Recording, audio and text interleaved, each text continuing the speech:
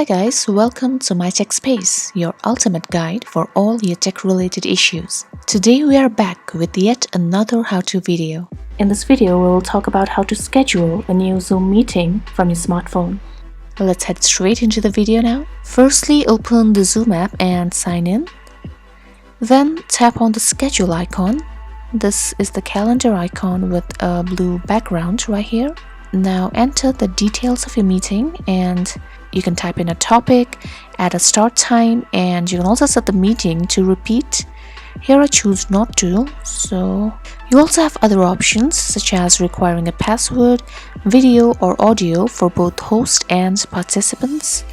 Tap here to enable the waiting room. This will give you the right to choose who you want to admit to the meeting. If you want to allow other participants to be able to join the meeting before the host, you can tap here and turn it on. You can click on the Add to Calendar button at the bottom of your screen and select the calendar you want the meeting to be placed on. Then let's go ahead and tap on Done to schedule the meeting. You'll see this on the top right corner of your screen. You'll then be taken to your chosen calendar. If you choose the Google Calendar, you'll be taken to your mail like this, where you can send out the meeting invites to your friends. Or you can also tap on Invite to add your contacts. This might be different depending on your calendar.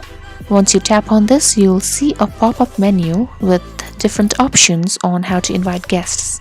You can choose to send an email, a text message, invite contacts from your Zoom app, or copy the invite link. I chose to send the invitation here via Gmail. Again, if you tap on Send Email, you'll be taken to your email client with a pre-written message. All you have to do is enter the email addresses of the contacts you want to invite and then tap on Send. You can also change the text in the body of the email or the subject.